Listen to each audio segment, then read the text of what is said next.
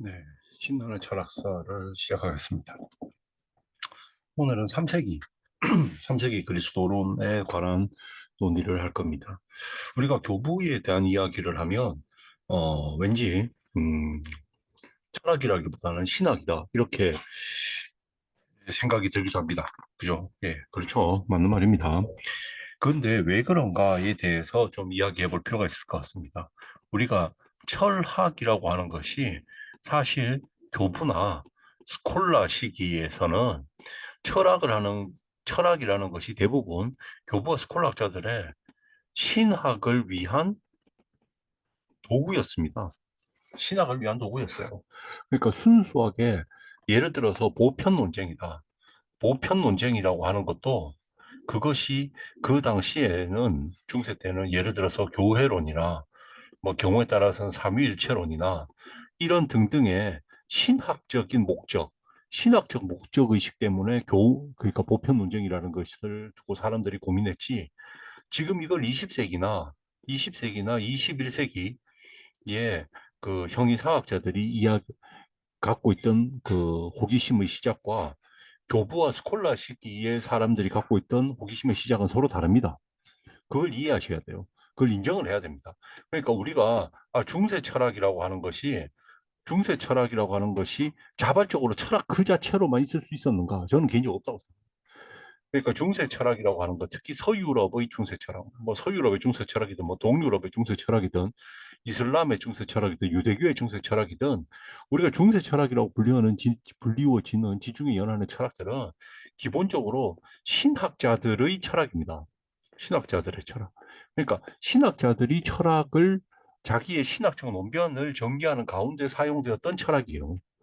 그렇기 때문에 그 외관의 모습이 그 뭐 드러나 보이는 것들이 현대에 있어서 뭐래서 보편 논쟁하고 비슷해 보이고 막 그런다고 해가지고 그것이 현대에 있었던 현대의 논의와 같은 목적 의식으로 만들어진 것이 아닙니다.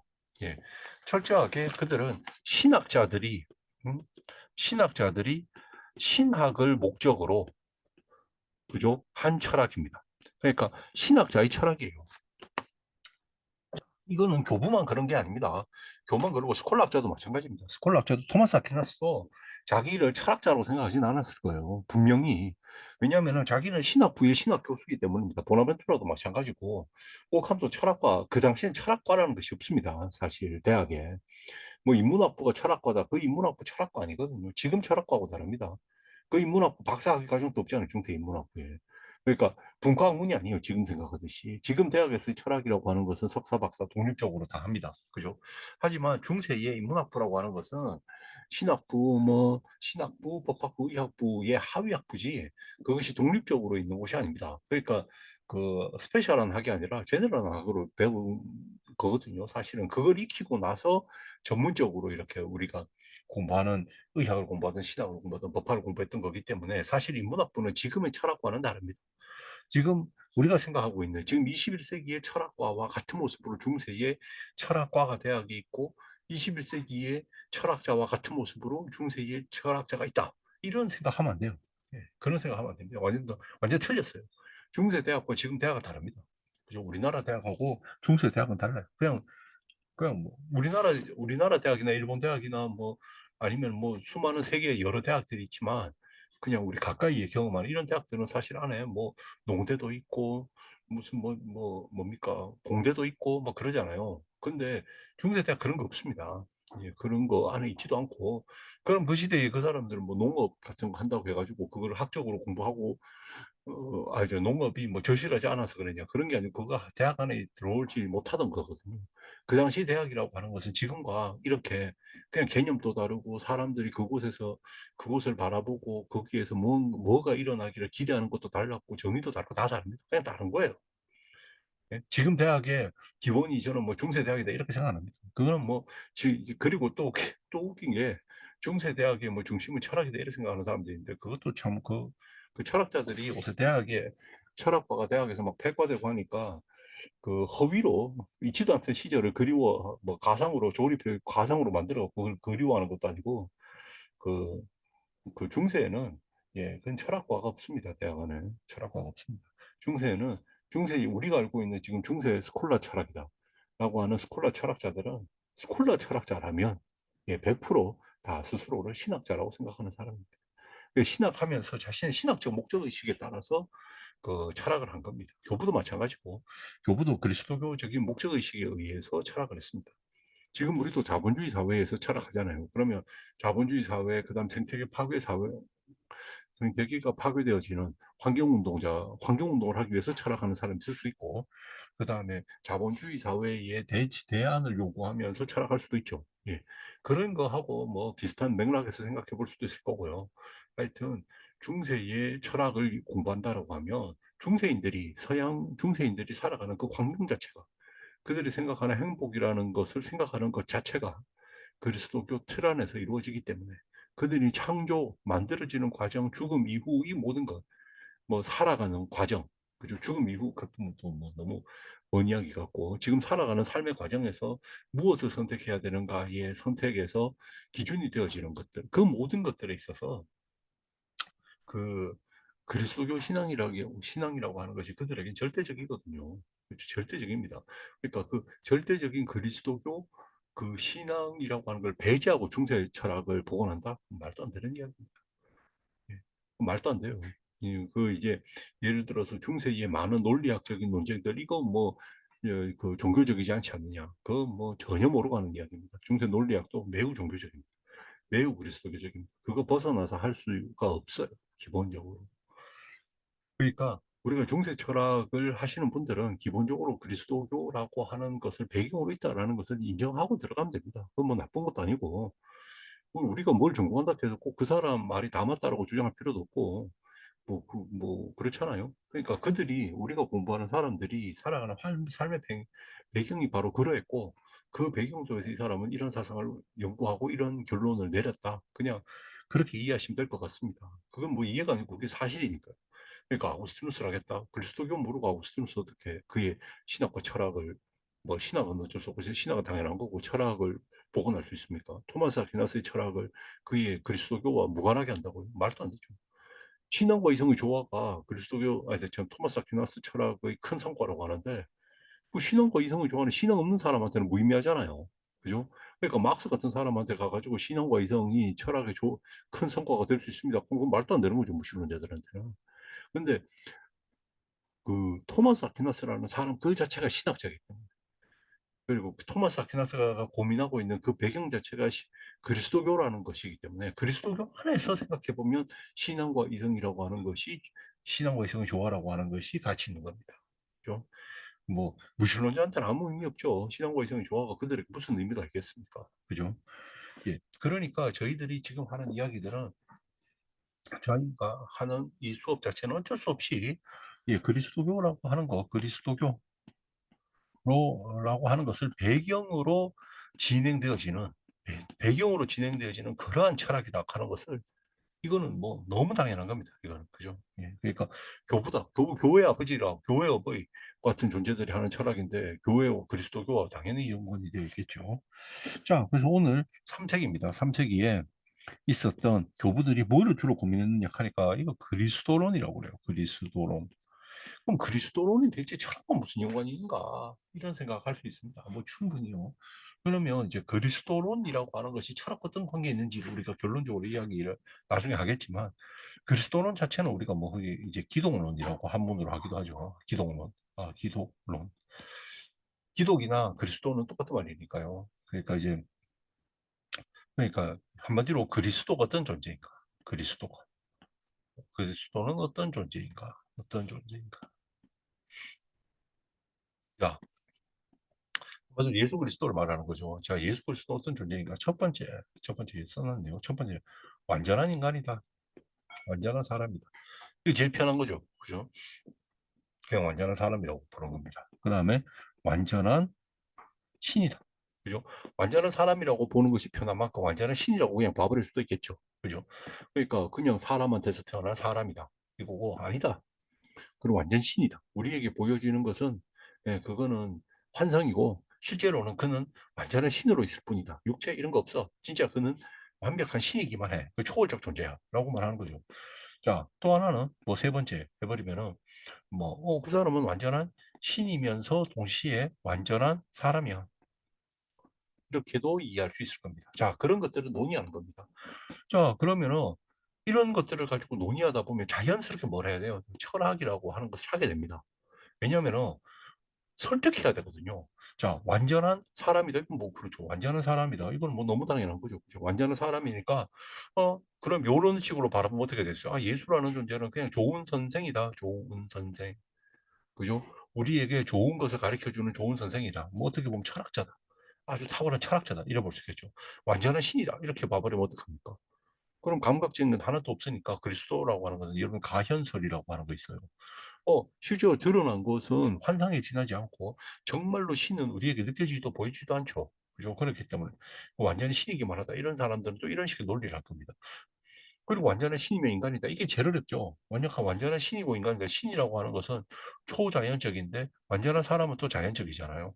완전한 사람은 또 몸을 가지고 있어야 되는데 여기는 몸이라고 하는 것은 구체적인 거고 늙고 죽고 병들고 아프고 이런 거니까 그건 불완전한 것이니까 신은 또 몸이 없죠. 그런데 어떻게 완전한 신이면서 완전한 인간일 수 있는가 이런 고민을 하게 되는 거예요. 이거 쉽지 않은 답이죠. 그죠? 그러니까 첫 번째, 두 번째는 이단으로 지켜버리고 두 번째, 세 번째 이것이 정통이 되는데 제일 이해하기 어려운 것이 정통이 되니까 이걸 두고 고민하기 시작하는 겁니다. 그죠? 제일 이해하기 어려운 것이 이거니까. 그러니까 철학이라고 하는 신학이라고 하는 것이 신학에서 정통이다라고 이게 정통 신앙이야라고 선택한 것들이 대체로 어떤 것들이냐 하면은 그것은 매우 이해하기 어려운 것들입니다. 아주 신비해요, 신비 그 자체로. 예를 들어서 여기도 그렇잖아요. 예수는 그냥 완전한 인간이다. 우리와 같이 똑같은 인간이다. 이해하기 편합니다. 사람이다. 그러니까 여자에게 난 사람이고 그죠? 무슨 기적 없다. 이렇게 생각하면 그냥 편하겠죠. 그럼 예수는 그런데 굉장히 슬기로운 사람이고 지혜로운 사람이라서 우리에게 매우 좋은 것을 가르쳐 주고 있어. 좋은 선생이야. 아니면 좋은 철학자야. 그러니까 플라톤이나 뭐 소크라테스나 이런 거와 큰 상관이 크게 다르지 않는. 그죠? 뭐 그거보다 더 탁월하게 가르쳐 줄 수도 있겠죠. 그렇게 보는 것이 오히려 더 편할 수도 있습니다. 아니면은 정말 예수가 신이라면 그건 신이기만 해. 그러니까 육체라고 하는 거, 신이 어떻게 육체를 가질 수가 있느냐. 육체를 가지고 있으면 밥안 먹으면 배도 고프고 하는 그런 불완전한 모습을 갖고 있는데 신에게 어떻게 그런 불완전한 모습을 넣을 수 있겠는가? 신은 완전한 그러한 불완전한 모습을 신에게 적용할 수는 없다. 그러니까 신은 그런 걸 완전히 배제한 존재다. 근데 그런 거 완전히 배제한 존재를 우리는 감각할 수가 없죠. 그러니까 우리는 감각한다라는 말은 항상 시간 안에 있다는 말이고 공간 안에 있다라는 말이거든요. 시간 공간 안에 있지 않으면 감각이 안 됩니다. 근데 시간 공간 안에 있다는 말 잘 들어보면 시간 안에 있다는 말은 변해간다라는 말이고 공간 안에 있다는 구체적인 물건이라는 말이거든요. 그러면 이 둘은 보세요. 물건 중에서 변하지 않는 게 없습니다. 시간 공간 안에 다 있어요. 그러니까 물건으로 있으면서 동시에 변해가는 것. 그러니까 태어나서 죽어가는 것. 이런 것들이 감각의 대상입니다. 그죠? 여러분 물건 안에 물건으로 있다 하면 물건은 부서지기도 하겠죠. 그죠? 부서지기도 하고 있다가 없어지기도 하겠죠. 그러니까 변화라고 하는 것은 변화의 헤아림이 시간이거든요. 그러니까 무조건 변해야 돼요. 좀 나쁜 말로 해서 변덕스럽다 이 말입니다. 변덕스럽다. 변덕스러운데 그 물체까지 가지고 있다. 물체에 있으니까 언제 부서질 수도 있는. 그러한 것이 전부 다 감각의 대상입니다. 그러니까 초감각적이라는 말은 초감각적이라는 말은 시간 안에 없다 이 말이고 공간 안에 없다 이 말입니다. 시간 안에 없기 때문에 이 말은 뭐예요? 변화가 없다 입니다. 늙어 죽고 이런 거 없다는 거예요. 시간 안에 있지 않다. 이게 영원한 겁니다. 그러니까 계속 늙으면서도 죽지도 않고 있는 건 영원한 게 아닙니다. 그 영속히 계속 오래 있는 거고 그게 아니라 신에게 영원하다라고 하는 것은 시간이 없다 이 말입니다. 시간이 없다라는 말은 변하지를 않아요. 그러니까 젊어서 늙어지는 이런 게 없어요. 이것도 변하는 거죠. 젊었다가 늙어지는 것도 변하는 거 아니에요. 그런 변화가 없는 존재를 말하는 겁니다. 영원하다는 것이. 그러니까 공간에 지배를 받지 않는다. 공간에 지배받지 않는다는 말은 모든 곳에 있다는 말이죠. 왜냐하면 공간에 지배를 받는 존재는 어디에 있거든요. 그죠? 어디에. 그럼 어디에 있으면 다른 곳에는 없어야 돼요. 그죠? 근데 신이라고 하는 존재가 여기에 있고 저기 없다. 이런 건 안 된다. 모든 것들을 다 포괄하고 있는 무한한 존재여야 되는데, 그죠? 그러니까 무한한 존재는 공간 안에 있을 수도 없고 무한한 존재는 시간 안에 있을 수도 없습니다. 시간 안에 있는 모든 것들은 또 면제부터 언제까지이기 때문에 유한하죠. 공간 안에 있는 것도 유한하죠. 어디에서 어디까지 있으니까. 그러니까 이런 초감각적이라고 하는 것은 시간 속에 있지도 않고 무한한 이런 것들입니다. 그죠? 근데 감각적이라고 하는 것은 사람에 대해서 서술되어지는 것이고, 초감각적인 것은 신에 대해서 서술되어지는데, 어떻게 완전한 사람이면서 완전한 신일 수 있는가? 이거 쉽지 않죠. 그죠? 그러니까 시간 속에서 변해가면서, 시간 속에서 누가 때리면 아파하면서, 그렇게 부자연스, 그러니까 그렇게 불완전한 모습을 또 가지면서 동시에 영원하다. 이건 말이 안 되잖아요. 그죠? 변하면서 동시에 영원하다. 그게 과연 말이 됩니까? 그 둥근 네모 같은 말이에요. 그죠? 둥근 네모 말 안 되잖아요. 둥근 네모가 어떻게 말이 됩니까? 그죠? 그 다음에 뭡니까? 뭐 굳이 뭐 어떻게 어떤 비유를 들어볼까요? 하면 둘이 그냥 안 어울리는 거예요. 그러니까 시간 속에 있는 영원함이라는 것은 말 안 되고 영원한 시간 속에 있는 것. 그죠? 이건 말이 안 됩니다. 그죠? 그러한 형태로 있단 말이에요. 한마디로 완전한 신이면서 완전한 인간이다, 예술은. 그러니까 그게 얼마나 어려워요. 신비 속에서나 가능한 일이죠. 완전한 신비라고 하는 것은 언어를 넘어선 거니까. 그죠? 그러니까 그런데 신기하게도 우리 교부나 스콜라 철학이나 이런 걸 보면은 그렇게 초이성적인 것, 이성의 틀에서 완전 벗어났어요. 완전한 신이면서 완전한 사람이다. 사람이다. 이거 인간 이성으로 함정을 설명 절대 못합니다. 맞죠? 완전히 절대 못합니다. 그러면 기체이면서 동시에 고체다 이런 거거든요. 기체이면서 동시에 고체일 수는 없어요.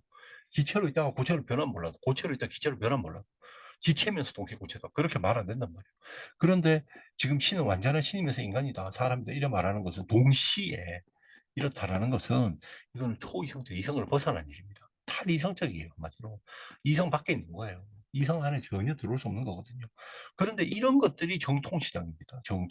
정통신앙이라고 뽑아놓은 것은 이렇게 어려운 거예요. 뭐냐? 아까 있대요. 신임에서 완전한 사람, 완전한 신임에서 완전한 사람이다라고 하는 이성으로 완전히 합리적으로 설명할 수 없는 것들이 정통신앙이에요. 그런데 이런 불가능한 것들이 정통신앙으로 있기 때문에 교부나 스콜라 학자들은 이 불가능한 것을 합리적으로 설명하기 위해서 매우 다양한 시도를 합니다. 좀 매우 다양한 시도를 합니다. 그러니까 그것이 어떻게 보면 스콜라 철학과 그 스콜라 신학과 교부 신학을 가득 채우고 있는 이론들이 될 수도 있겠죠. 그리고 또 하나 이런 그런 이제 이런 정통이 하나로 이게 정답이다라고 마련되기 전까지는 사람 이성적으로 가장 탁월한 것들을 생각하게 됩니다. 삼위일체 문제도 볼게요. 삼위일체도 삼위일체가 셋이면서 동시에 하나다? 이게 가능합니까?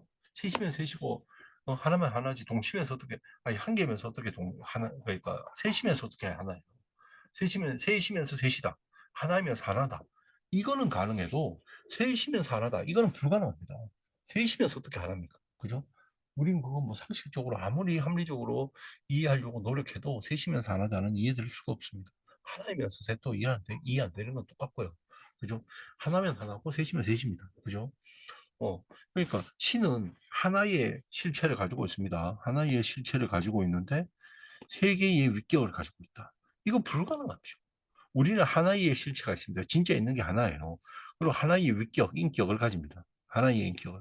이건 페르소나가 셋이면서 하나의 실체고, 우리는 페르소나가 하나이면서 하나의 실체입니다. 그래서 모든 사람은 하나의 인격이 하나의 실체지, 그죠? 상상을 할 수 없습니다. 세 인격인데, 세 인격이면 세 개 실체여야지, 세 인격과 위격이 셋인데, 실체는 하나다. 이거 이해 안 됩니다. 이것도 삼위일체. 그죠? 이게 이해가 안 되니까, 이해가 안 되는데, 이 삼위일체라는 것, 그죠? 세 위격이 하나라고 하는 것, 실체적으로 하나라고 하는 것이, 이게 정통신앙입니다. 그러니까 이거는 무슨 의심하거나 부정할 게 아니라 그냥 세심에서 하나다는 그냥 믿어야 되고 수용해야 되는 겁니다. 그죠? 자, 그런데 그게 그렇게 수용이 쉽느냐? 아니다. 이거죠. 그죠? 노에토스라는 사람이 있습니다. 노에토스. 그죠? 이 사람은, 노에토스. 이 사람은 이단합니다. 결론적으로는 이단합니다. 이 사람은 아마 2세기의 사람입니다. 2세기에 태어난 것 같습니다. 180년에서 190년. 그죠? 이때쯤 태어났습니다. 소아시아에서 태어났고요. 그리고 이제 지금 우리가 역사가 이 사람이 아무리 이단이라고 해도 우리의 역사가 지금 이 사람의 이름을 이렇게 기억하고 있는 것을 보면 그도 대단한 학자였으면 분명할 겁니다. 그죠? 만약에 실업지 않은 학자였으면 뭐 영향력이 전혀 없는 학자였으면 우리가 지금 이렇게 2000년이나 지나서 그의 이름을 몰랐겠죠. 그죠? 그런데 그는 히폴리투스라는 사람이 그에 대한 반박서를 쓸 만큼 당시에 상당히 많은 사람들에게 설득력 있는 그리스도론을 삼위일체론을 전개합니다. 그죠? 우리가 주로 이단이라고 많이 이야기하는 종교는 사람은 사실 그의 저작이 안 나와 있는 경우들이 많습니다. 그의 저작이 안 남아 있고 그때는 뭐 그 이단의 책이니까 그걸 누가 사봤겠어요. 그죠? 너 읽지도 않았겠죠, 그죠? 그러니까 그럼에도 불구하고 그 이단이라고 함에도 불구하고 아주 탄탄한 합리성을 가지고 있는 것들이 많습니다. 왜냐하면 이단이 합리성조차 없으면 사람들에게 퍼지지가 않아요. 이단이라고 하지만 매우 탄탄한 합리성을 가지고 있기 때문에 사람들이 이렇게 설득되는 겁니다. 그죠? 설득되는 겁니다. 그러니까 설득된다라고 하는 것은 합리성을 가질 때만 설득이 됩니다. 합리성이 없으면 설득이 안 돼요. 합리성이 없으면 그냥 고집이지. 그거는 우리에게 어떤 설득의 무엇으로 다가오지를 못합니다. 예, 진짜로. 그거는 그냥 뭐, 제 생각에서는 그거는 뭐 이스람 안 한 거예요. 그건 절대, 설득을 하려고 하면 합리적이어야지. 설득을 하는데 합리성이 없다. 그건 무슨 설득이 그런 게 있겠습니까? 노이토스라는 사람은 어떻게 이야기하느냐라고 하면 그리스도는 성부가 성부가 사람으로 태어난 거다. 그죠? 사람으로 태어나고 순환을 겪은 것이다. 그러니까 사실 우리가 그리스도 성자라고 하지만 실제로는 성부다. 하나의 성부가 이제 그리스도의 모습으로 드러난 것이다. 그죠? 그러니까 이거는 지금 위격이 여러 있는 것이 아니고 하나의 존재가 그죠? 하나의 신이 다양하게 다양한 양태로 드러날 뿐이다 이겁니다. 그러니까 실제로 그 성부가 그거 이제 성자라고 하는 하나의 형태로 드러난 것이고 그 다음에 성령이라는 것을 드러난 것이다 이겁니다. 그러니까 이런 거를 그래서 양태론이라고 그럽니다. 양태론.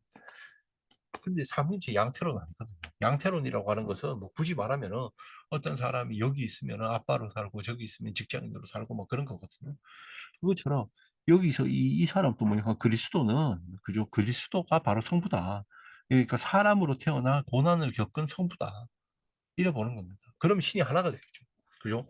그러니까 일체라고 하는 것, 삼위라고 하는 것은 그 삼위일체에서 삼위는 그러니까 이거는 세 가지 양태로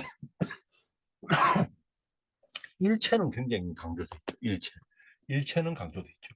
그러니까 하나의 신이 다양한 모습으로 드러나는 것이지 양태가 다양할 뿐이지, 그죠? 그 양태가 다양할 뿐이다. 그러니까 이거는 매우 강력한 유일신론이죠. 유일신론. 그러니까 그런데 그게 훨씬 더 이해하기 편하죠, 여러분들. 셋이면서 동시에 하나다. 이거 이해가 어렵잖아요. 셋이면서 동시에 하나다. 이거는 진짜 이해하기 어렵고 제대로 이해하기는 매우 어렵습니다. 그런데 셋이면서 하나다라고는 게 아니라 셋이면서 하나다 라고 하는 게 아니고 하나의 존재가 그때 상황에 따라서 이런 모습으로 등장하고 또 이런 모습으로 등장하고 서로 다른 모습으로 등장한다. 그거는 이해할 수 있을 것 같죠. 그건 있을 법해.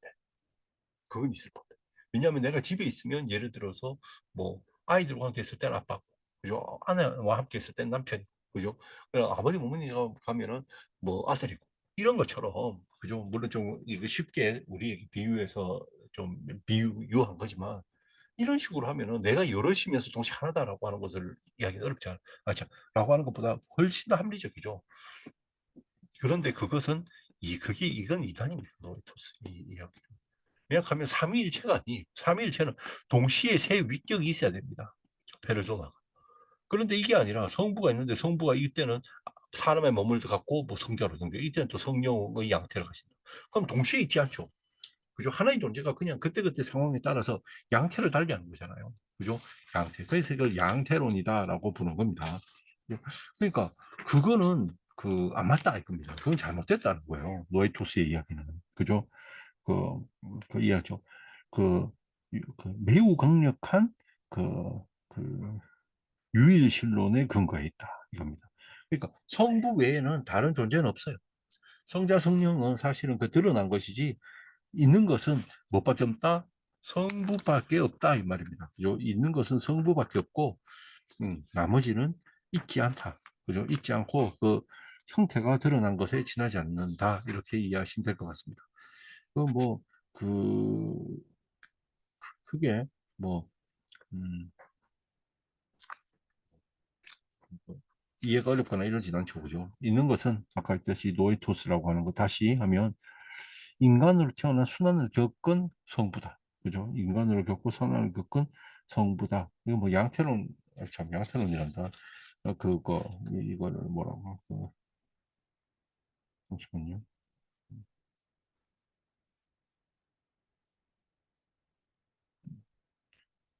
그러니까, 이제 이런 식의 생각들을 하는 겁니다. 그러니까 이것도 우리가 보면, 별거 아니야 라고 생각할 수도 있지만, 실제로는 상당한 합리성을 가지고 있지 않습니까? 여러분들. 그래서 여러분 생각해 보십시오. 셋이면서 동시에 하나다. 그죠? 셋이면서 동시에 하나라는 것은 사실은 이 중에서 제일, 제일 그, 그, 어, 그 합리적이지 않죠. 솔직한 말로. 그죠? 정통신앙이라고 해서 셋이면서 하나다가 제일 합리적이지 않습니다. 그러니까 이런 노에투스의 이론은 가장 성부가 가장 높고 성부가 성자로 등장하고 성령이 드러나고 있다. 이런 것들을 어떻게 보면은 뭐 양태론도 여러 종류가 있거든요. 양태론도. 그 중에서 이제 뭐 하나의 양태론으로 이를 보시면 됩니다. 양태론적 뭐 그러니까 우리가 또 하야 사벨리우스 같은 사람도 있어요. 사벨리우스라는 사람도 양태론이거든요. 양태론이 뭐 여러 개 있는데 그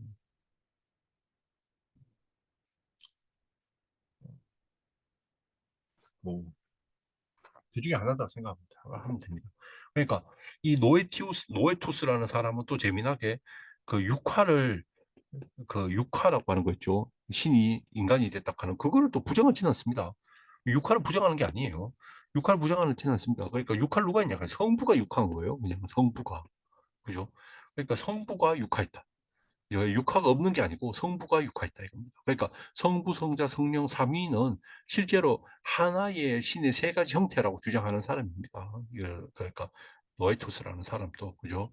그러니까 그 부정하지 않아요. 노에토를. 그러니까 부정하는 사람도 있습니다. 우리가 가해현설 같은 거 보면은 그런 거 부정하는 사람들도 있지만 그러니까 신이 인간이 됐다 이거 부정하는 거 아닙니다. 그죠? 신이 인간이 됐다는 부정하지 않고 성부가 성자 되면서 성부가 몸을 가지고 태어난 게 성자예요. 그러니까 성부와 성자는 동일한 겁니다. 그러니까 성부가 양태를 달리한 거죠, 그냥. 그죠? 무슨 말인지, 뭐, 이해하시겠죠? 그죠? 자, 그 다음에 또 하나가 뭐냐 하니까 사벨리우스입니다. 사벨리우스. 자, 사벨리우스라는 사람은 세 가지 위격은 고유한 실체가 아니다. 이 사람도 이렇게 이야기합니다. 그리고 실제적인 위격 안에, 참, 실체적으로 신적 위격 안에 있는 존재가 하나밖에 없는데, 그게 그렇게 드러나는 거예요. 한마디로. 그러니까 이 사람도 양태론입니다. 그러니까 실체가 없어요. 삼위라고 하는 것은 삼위가 독립적인 하나의 실체가 아니다라고 보는 겁니다. 이게 양태일 뿐이다. 이래 보는 거예요. 그 사벨리우스라는 사람도 양태론을 이야기하는 겁니다. 그러면 우리가 자세한 거는 신학 시간이 아니기 때문에 여기에서 우리가 철학 시간이기 때문에 철학이 이어서 무슨 의미가 있는 건데 철학이라고 하면 합리성이잖아요. 합리성으로 예수를 막 생각해 보니까 예수를 삼위일체를 생각해 보니까 도대체 철학적으로 존재론적으로 하나이면서 셋이다는 건 불가능한 겁니다. 그러니까 그 당시에 철학적 차원에서 뭐가 되냐 하니까 어떻게 되냐 하나의 존재가 세 가지 양태로 있는 것이다. 혹은 하나의 존재가 두 가지 양태로 있는 것이다. 라고 하는 양태론이라고 하는 것이 가장 철학적이고 그것은 아주 큰 설득력을 가지고 있습니다. 여러분도 설득력이 있죠. 셋이면서 하나다. 이것보다는 하나의 존재가 두 가지 모습으로 드러났다. 이게 더 설득력이죠. 그러니까 하나의 존재가 서로 다른 양태가 있기 때문에 그 양태가 셋이다. 어? 그죠? 이렇게 말하는 것이 설득력이 있지. 하나이면서 동시에 셋이다. 이거는 말이 안 된다는 거예요. 그죠? 하나이면서 동시에 셋이다. 선후 관계도 없이. 하나님은. 근데 성부와 성자도 선후 관계가 없다. 이런 말하고도 참 그 애매하잖아요. 아버지와 아들하고 어떻게 선후 관계가 없습니까? 그죠? 그러니까 삼위일체다라고 하는 것은 사실은 이게 설득력이 매우 어렵기 때문에 초대교회에서 이래 봤을 때 양태론이 빠르게 퍼져나갈 수 있는 것은 양태론은 철학적으로 매우 설득력이 있습니다. 그죠? 철학적으로 매우 설득력이 있다 이렇게 보면 됩니다. 그죠? 철학적으로. 그런데 이렇게 설득력이 강한 이런 것들이 왜 그러느냐? 그러니까 이것이 철학에 물든 존재들 때문이다. 철학에 물들었다 이러니까 막 합리적으로, 그러니까 합리성, 그러니까 신앙에 고개 숙이지 않는 합리성을 가지고서 다 그리스도 예수를 막 하나하나 그런 그 성경에 나오는 이야기 아니면 교회 권위가 정통이라고 주장한 이야기들을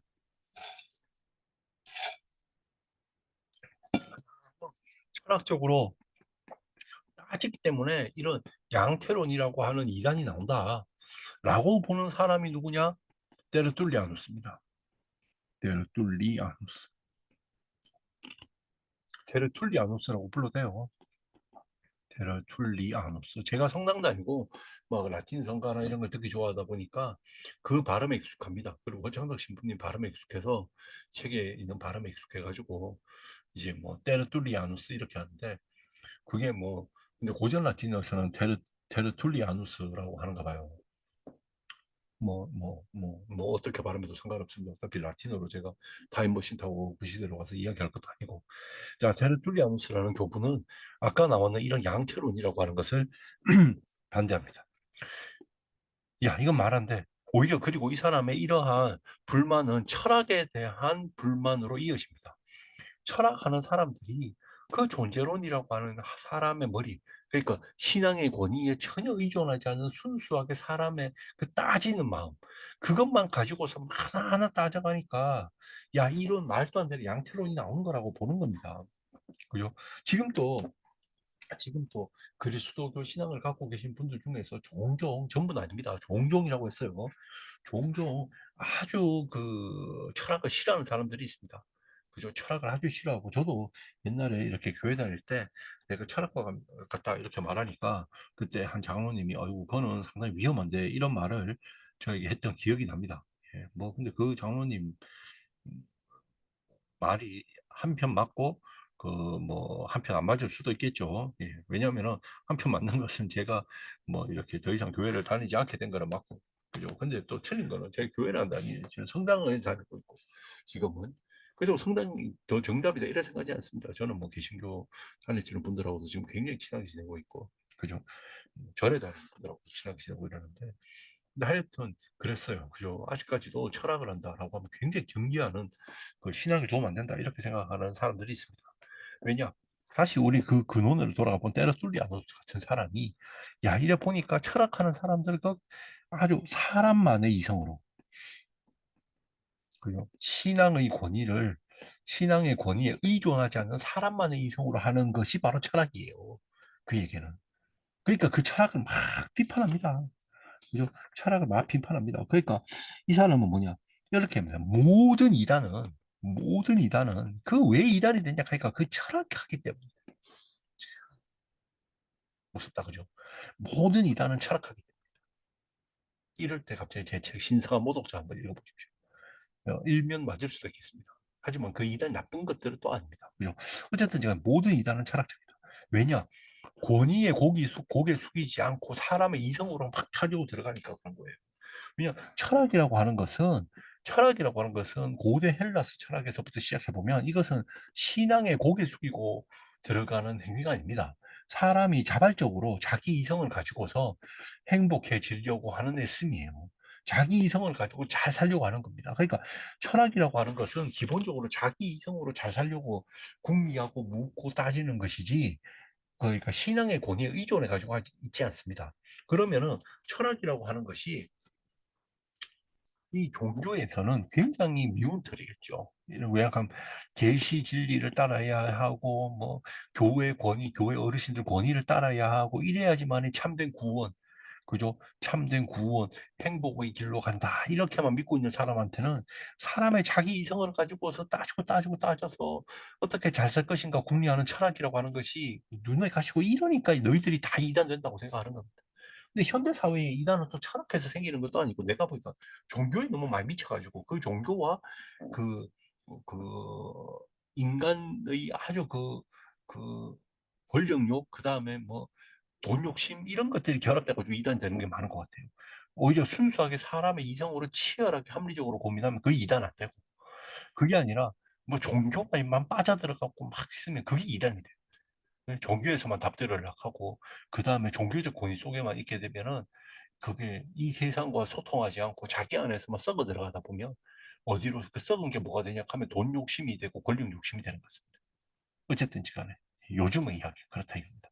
때로 뚫리아누스가 보니까 그렇게 아까 봤던 그리스도론에서 양태론 같은 그런 이단이 등장하는 것들은 보니까 다 사람이 권위에 의존하지 않고 교회 어르신 말 안 듣고, 그죠? 그 다음에 교회 어르신이 정통이라고 하는 것을 말 듣지 않고, 그 다음에 계시 진리의 말을 듣지도 않고, 그렇게 사람이 혼자서 하니까 그 모양이다. 사람이 혼자서 자기 이성으로 하니까 그 모양이다. 이렇게 생각하는 겁니다. 그러니까 철학이라고 하는 것에 대한 굉장히 한 거부감이 있는 겁니다. 그죠? 그러면서 뭐 여러 이야기도 합니다. 근데 제가 수긍이 안 갈 만한 이야기들을 막 하면서 이것 때문에 철학은 망해야 된다. 이런 식으로 하는 겁니다. 그러면 진짜로 때를 뚫지 않았을까? 그렇게 철학 무용, 그죠? 무용. 철학이 필요가 없다. 라고 자기가 하지만 실제로 자기 논변 속에도 철학이 녹아 들어가 있거든요. 그죠? 자기도 자기 방식으로 알게 모르게 철학을 하게 됩니다. 그러니까 왜냐? 합리적으로 자기 주장을 또 설득해야 되잖아요. 그러려고 하면 철학을 자기가 신앙을 하기 위해서는 철학을 쓸 수밖에 없어요. 그러면은 이 사람이 생각해서 미워했던 철학이란 도대체 무엇일까? 이렇게 생각해 보면 이 사람이 미워했던 철학이라고 하는 것은 신앙에 고개 숙이고 있는 이런 철학이 아니고 신앙에게 유용하게 소비되고 있는 이런 철학이 아니고 그죠? 뭡니까? 그 교회 어르신들이 이게 정통이라고 한 것을 따르지도 않고 계시 진리도 따르지 않는 한마디로 그러니까 이거 탈그리스도교화되어져 있는 철학. 바로 이걸 말하는 게 이런 이교도 철학 말하는 거죠. 그런 이교도 철학이라고 하는 것은 그건 필요 없다. 이교도 철학 이것은 이걸 잣대를 가지고서 그리스도교를 바라보면 그리스도교는 다천히 말하기 때문에 이런 탈이교도적인 철학에서는 전부 이단에 나올 수밖에 없다. 이렇게 보는 거죠. 그죠? 그런데 이러한 탈그리스도교화되어 있는 이런 이단과도 또 논쟁하려고 하면 철학해야 됩니다. 철학적 논변을 가지고 나와서 해야 돼요. 신앙인들이. 때로 뚫리아누스 자신도 그럴 수밖에 없는 겁니다. 그러니까 때로 뚫리아누스가 여기서 철학에 비판하는 철학이라고 하는 것은 자기 신도의 합리적으로 자기 논변을 정리하면서 철학을 하고 있는데 철학을 비판하는 것은 비판하는 철학은 뭐냐 하면 그리스도교의 그죠? 정통을 인정하지 않고 권위를 인정하지 않는 철학이다. 이렇게 생각하시면 될 것 같습니다. 그죠? 그러니까 그런 것들 때문에 만약에 그, 그 정통에 따라서 있으면은 그 하나님 예를 들어서 예수라고 하는 존재는 완전한 그 인간이며 완전한 신이다. 라고 정통신앙에서 딱 그게 맞아. 라고 말하면은 그냥 그게 맞는 줄 알고 믿으면 된다. 믿으면 되는데 그리스도는 완전한 신이며 동시에 완전한 인간이다. 그죠? 믿으면 된다 이거. 받아들이는 신앙이다. 받아들이는 신앙이다. 받아들이는 신앙으로 의심하는 것이 아니라 받아들이면 돼요. 근데 그것조차도 인간의 잣대를 가지고서 들여다보니까 한마디로 우리가 알고 있는 여러분들 알고 있는 성자는 없어져 버리는 거죠. 응? 노에토스에 의하면 왜냐하면 성부가 육화돼서 나온 것이 성자라고 하면 우리가 알고 있는 성부와 독립된 성자는 존재하지 않았던 겁니다. 노에토스에 의하면. 그죠? 노에토스에 의하면.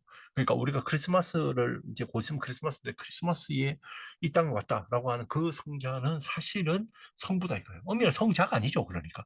그냥 아들 자자 쓰면 안 되는 거예요. 성부입니다. 성부. 성부가 그 양태만 달리해서 나왔을 뿐이다. 이겁니다.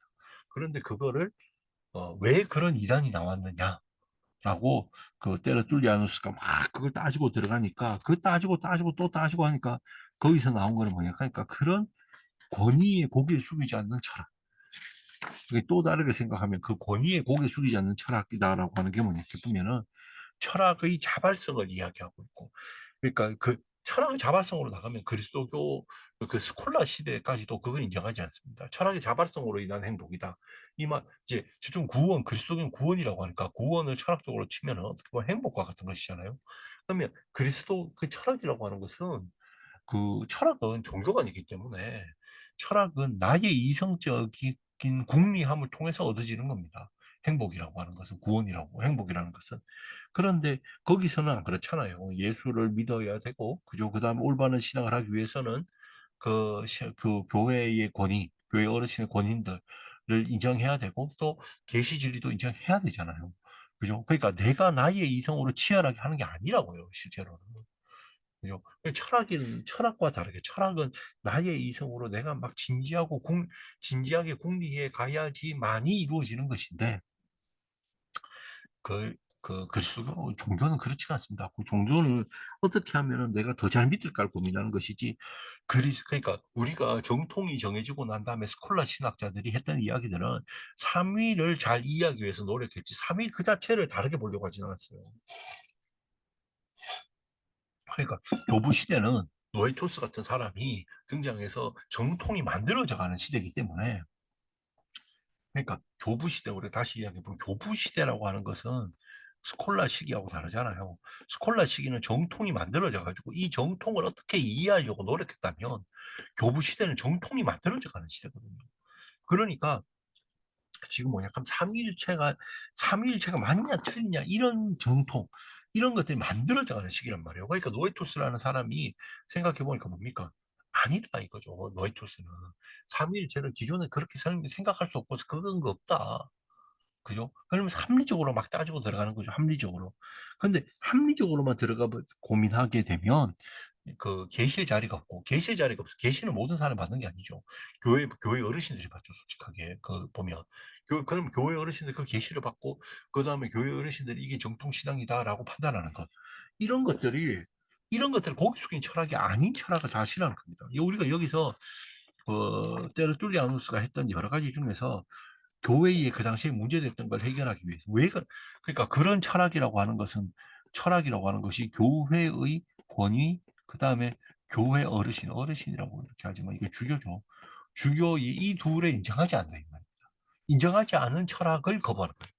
교회의 권위도 인정하지 않고 교회 어르신들의 판단에 인정하지도 않고 그들이 정통이라고 선택했는 것도 인정하지 않는 이런 철학을 싫어하는 겁니다.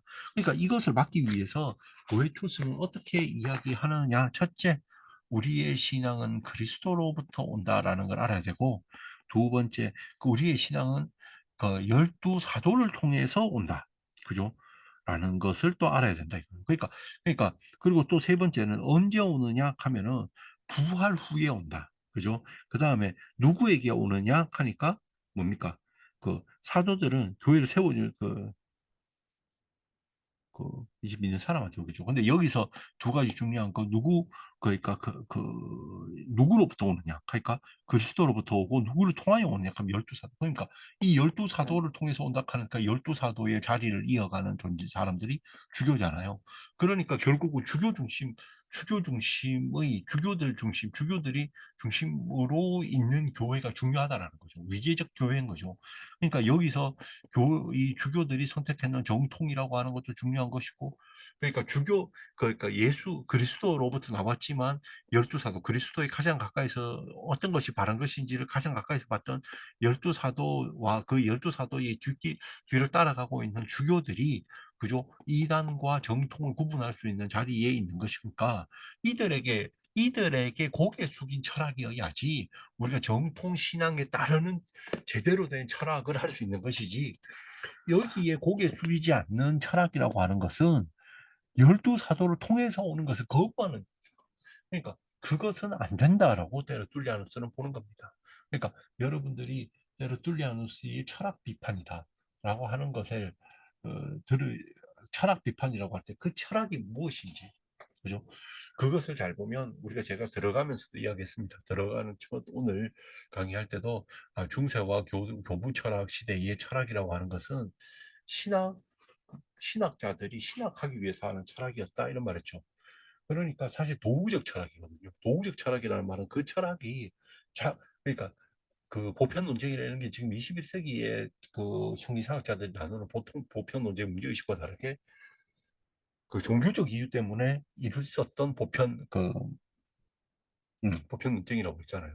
그죠? 그러니까 그 철학이라고 하는 것은 신학을 목적으로 이루어진 철학이라고 하는 것은 신앙의 권위를 인정해야만 자기가 도구가 됩니다.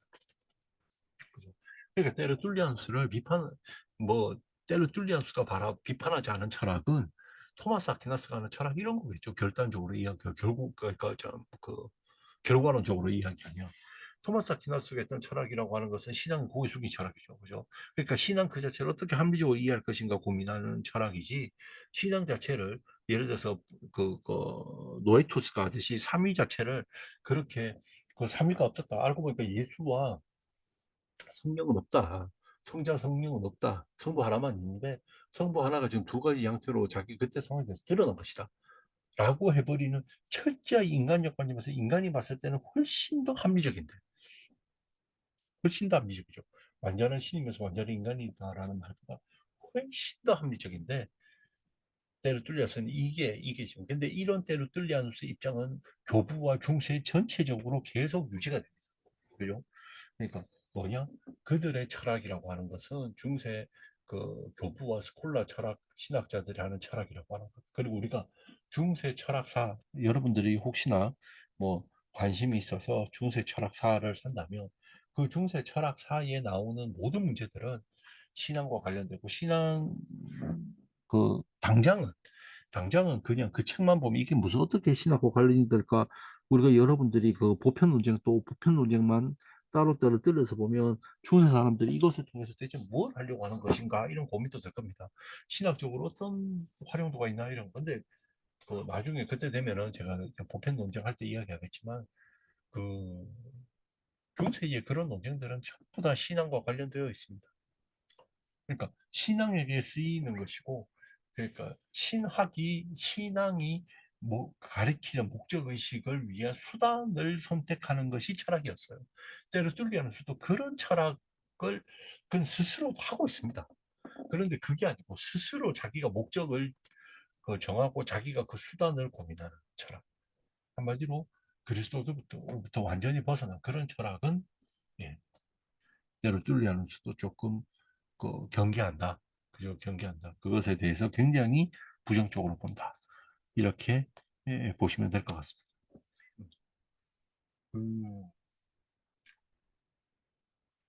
수아레즈라는 사람이 썼는 그 책도 수아레즈라는 사람이 살기는 근대를 살았죠. 근대 초를 살았는데 근대에 살았던 수아레즈라는 사람이 썼던 형이상학 농구라는 책에도 앞에 보면 제 말이 맞다라는 것을 확인할 수 있는 글이 나옵니다. 그러니까 그 사람이 왜 형이상학 책을 쓰느냐 하니까 철학자가 되려고 형이상학 공부하려고 하지 않아요. 좋은 신학자들, 좋은 신학자 되기 위해서 형이상학 해야 됩니다. 그왜 그러냐? 형이상학이 수아레스와 같은 사람에게도 철학의 수단입니다.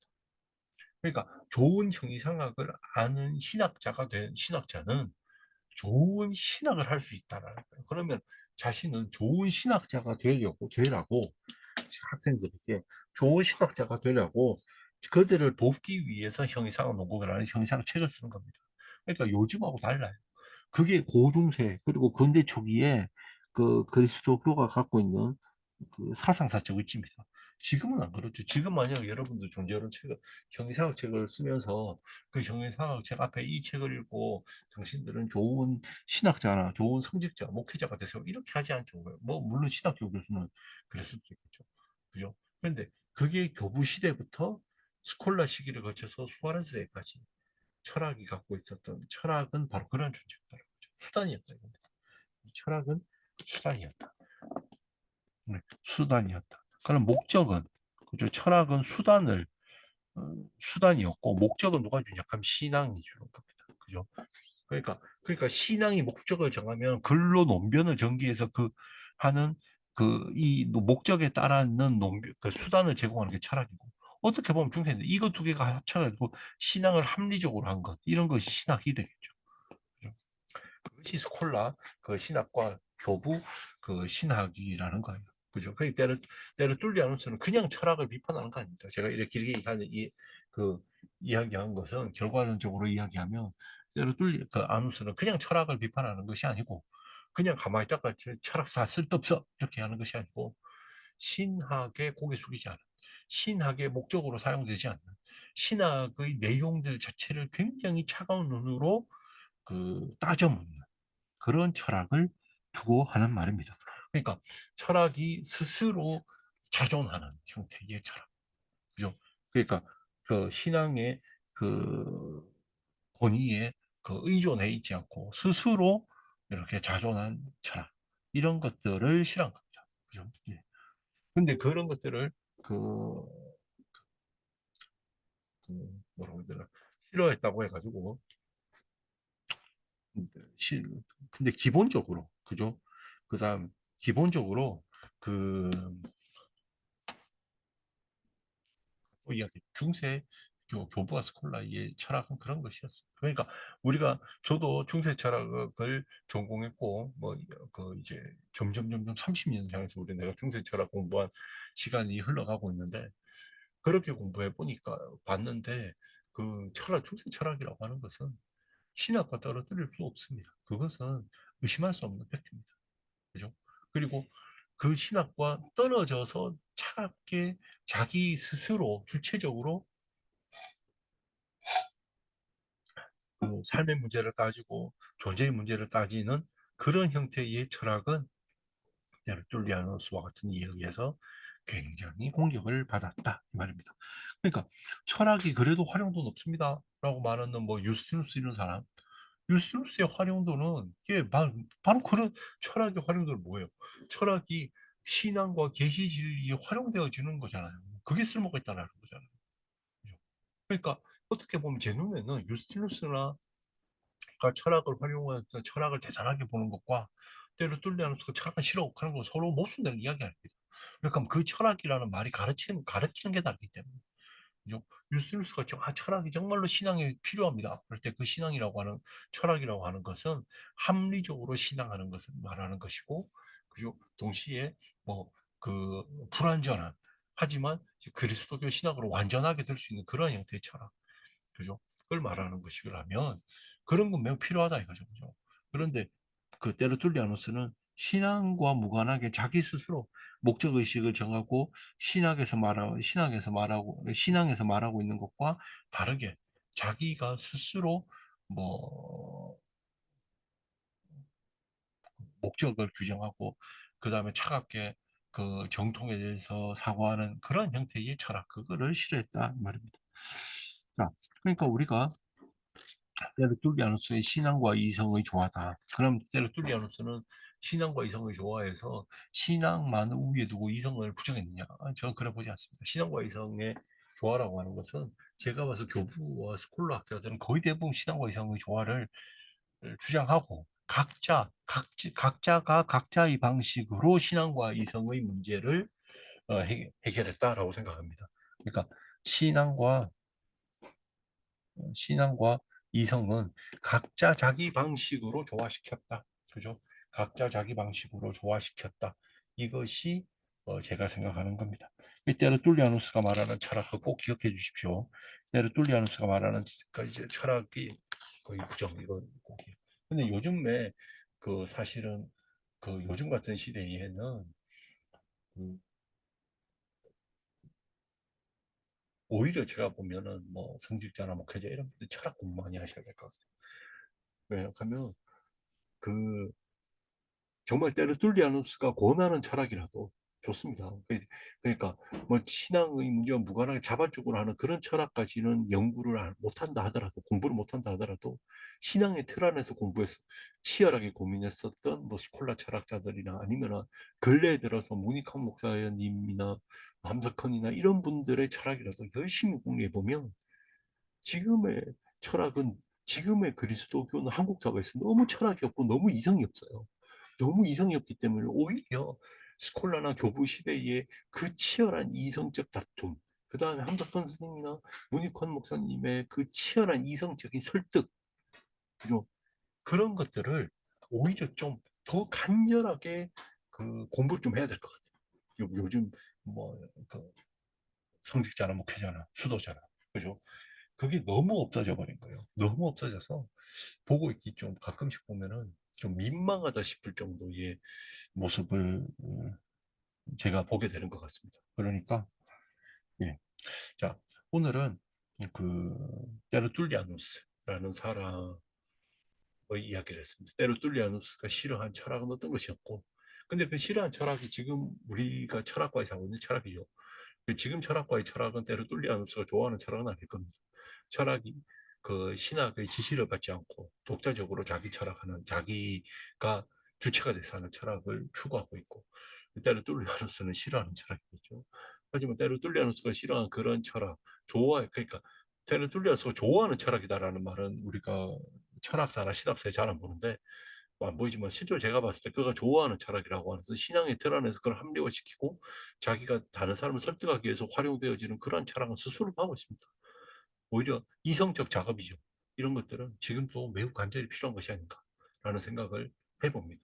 신비를 믿는 사람들은 노에토스 같은 사람처럼 신비를 다 인정하지 않고 가장 합리적으로 그러니까 신을 바라보려고 노력하는 사람이 아니라 정말로 그 신비에 대해서 이성이 도저히 도달할 수 없는 삼위일체라든가 완전한 인간이면서 완전한 신이라고 하는 그런 신비에 대해서 정말로 그 궁리하는 사람들은 음,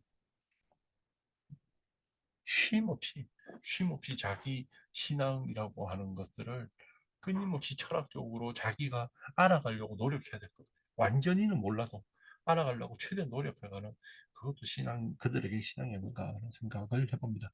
자, 오늘 어쨌든 테르툴리아누스가 싫어했던 철학, 어, 그건 어떤 것인가, 이 이야기를 그래 뭐 어렵지 않게 간단하게 살펴봤습니다. 그러면 다음 주에 뵙겠습니다. 여기까지죠. 겨울에 감기 조심하시고 다음 주에 뵙도록 하겠습니다. 고맙습니다.